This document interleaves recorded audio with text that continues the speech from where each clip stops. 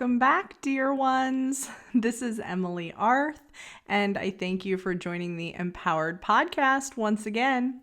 If you haven't joined me before, my name is Emily, and I am a psychotherapist as well as an educator and a creator. And this podcast is a place where I provide bite-sized lessons in ways to connect your head and your heart to create the most fulfilling and abundant life possible.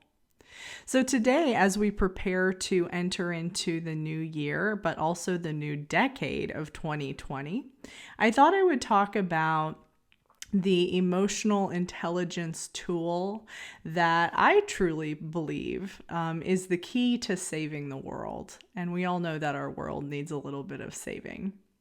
So I think if there was just one thing that we could all practice that would bring about the greatest change to humanity, I believe that that thing would be empathy, which is the ability to connect with our own feelings as well as the feelings of others. I've watched this label empath grow in popularity over the last decade. You may have heard this term. It's a term that's used to describe individuals who experience heightened sensitivity to the energies of those around them.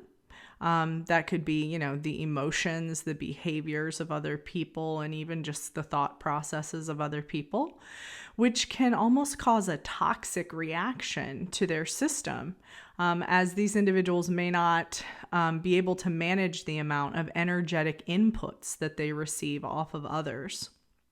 So this inability to control emotional inputs is just as problematic as its opposite, which is numbing.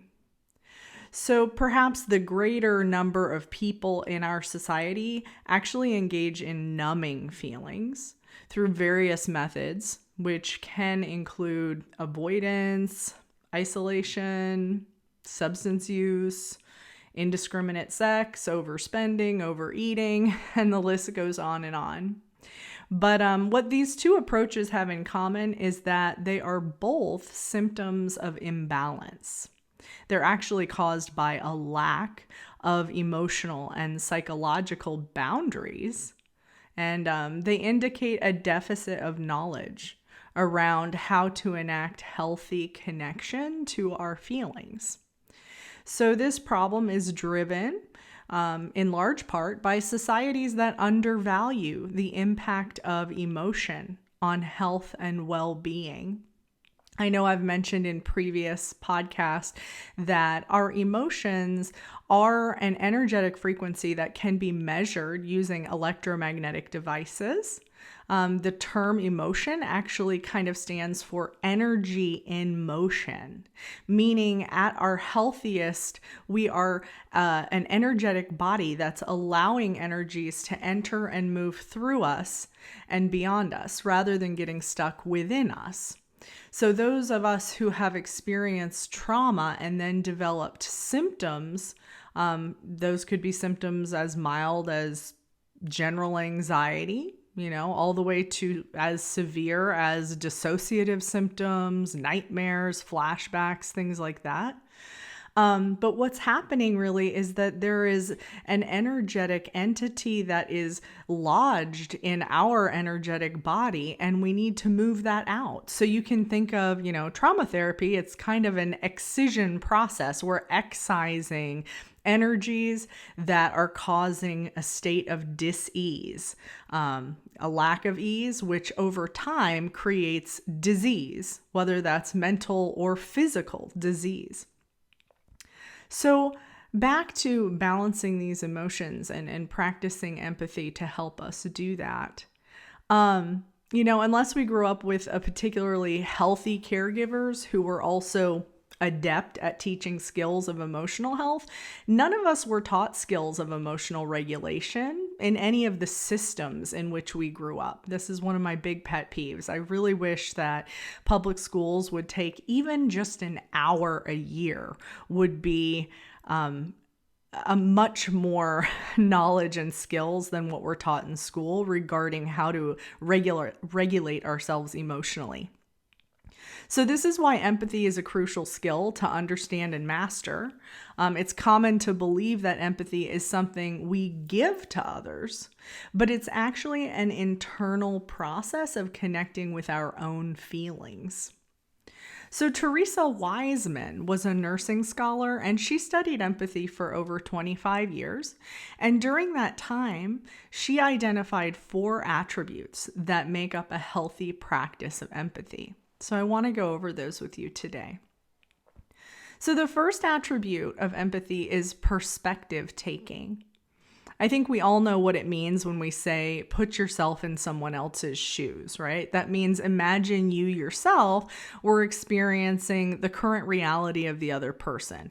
And imagine how it would be feeling to be standing at whatever juncture that they're facing. So we sometimes think that we are not qualified for empathy in a given situation when we haven't gone through the same experience as the other person. However, empathy is about feeling, not experience. It's when we are connecting with an emotional experience, not a lived experience. So you may not have experienced the death of a parent, for example, but if you have at some point in your life experienced grief, then you're qualified to empathize in that situation. Anyone who can experience emotion is qualified for empathy. And only the smallest fraction of the population genuinely lacks the ability to empathize. And we call this condition psychopathy. So this is the vast majority of people. If you've felt love, excitement, grief, sadness, anxiety, any of the basic emotions, then you're qualified to connect with that emotion in someone else. But I said that empathy is equally an internal practice as well as external. So what would it look like to take your own perspective? How can you step outside yourself and look at the juncture where you're standing, as opposed to simply living from your perspective without any practice of self-reflection? So I encourage people to imagine that maybe you're panning out and seeing what elements make up your identity or your present situation. It's like if you have ever seen video games or played video games, it's similar to the third person view on a video game. When you move from seeing through the eyes of the character to seeing the whole character and the context of their physical space. So in sociology, this is a concept that we call intersectionality. This is when we reflect on the unique intersection of experience where we each stand. This is important because if I'm just living through my perspective all the time, I may not be accountable for the way my emotions are affecting other people.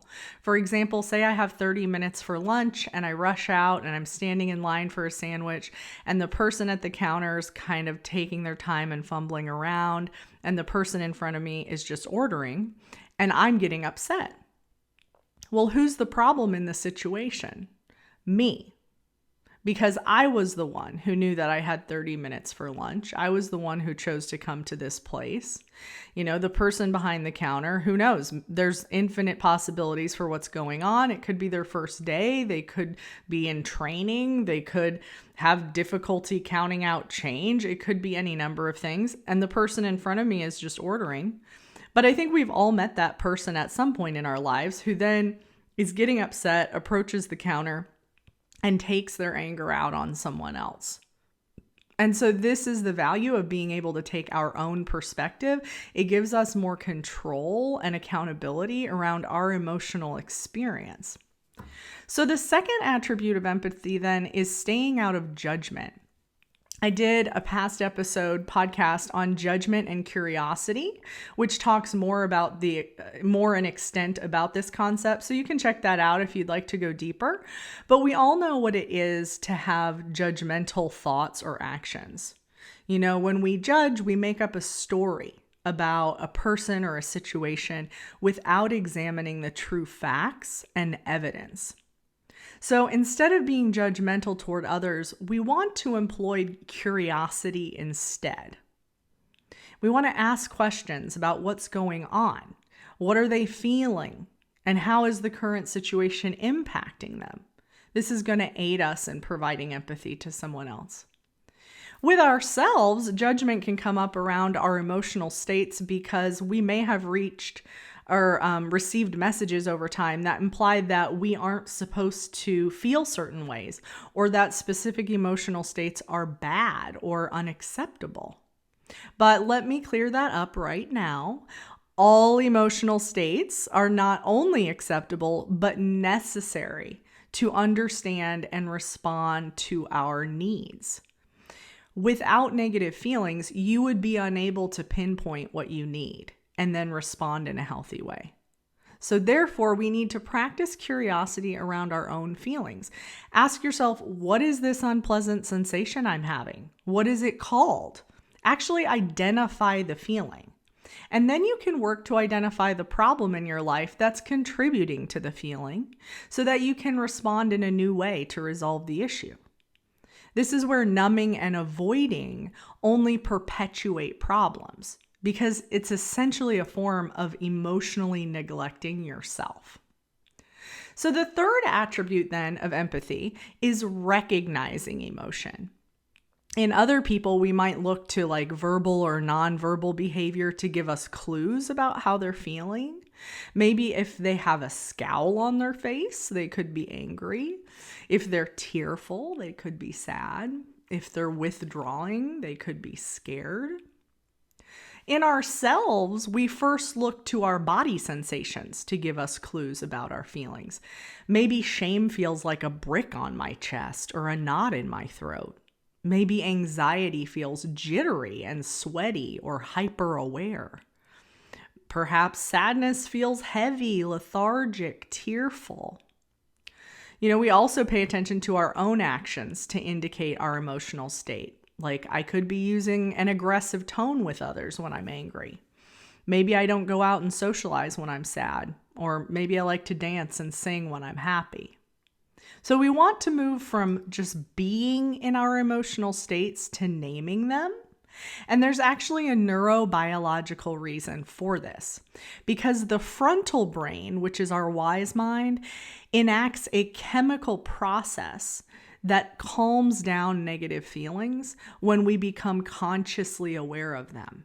This is a process that's not enacted when we simply sit in our feelings and feel them. So again, there is a chemical cascade of events that happens in your brain when you name your emotions consciously. You don't have to say it out loud, right? But just thinking it in your own mind, that actually helps calm those emotions down. We call that name it to tame it. And then finally, the fourth attribute of empathy is communicating emotion. So this is perhaps the most important and also the most neglected of all the attributes, because emotion, again, like I said, means energy and motion. And when you're in a healthy state, your emotions are moving through you rather than getting stuck in you. Therefore, methods of communication are key to maintaining emotional health. They're the mode by which we keep the energy moving rather than stagnating. And of course, things that stagnate rot, right? So with others, maybe we cry along with them to communicate our connection to their sadness. Or maybe we talk about the feelings and reflect back something like, wow, that seems really stressful. Are you feeling anxious about it? Maybe we clap our hands and speak in an excited tone when we're sharing a sense of celebration with someone else. So then how, when we're alone connecting with our feelings, can we communicate them? There are methods that we use to communicate emotion back to ourselves like a mirror. We might listen to a sad song when we're sad, which makes us feel connected to others who have felt similarly, right? We're reminded that someone else felt this feeling. Maybe we throw rocks or break sticks in the woods when we're angry, or stomp our feet and scream into a pillow when we're enraged. We can journal in a free-form fashion and then rip up the page afterward. We can also paint, dance, make forms of art to express a variety of things. We can do yoga and practice breathing when we feel anxious. There's an endless variety of ways to communicate our feelings and to keep the energy in motion. So to wrap it up, Brene Brown, who is one of my greatest teachers, says that we are born makers. We move what we've learned from our heads to our hearts through our hands. Meaning that in order to communicate things, we have to make meaning. We have to literally do things. So the call to action to you all today is to lean into your feelings, identify them, and communicate them for your health as well as the well-being of others. At the very least, all of our feelings can truly be whittled down to love and fear.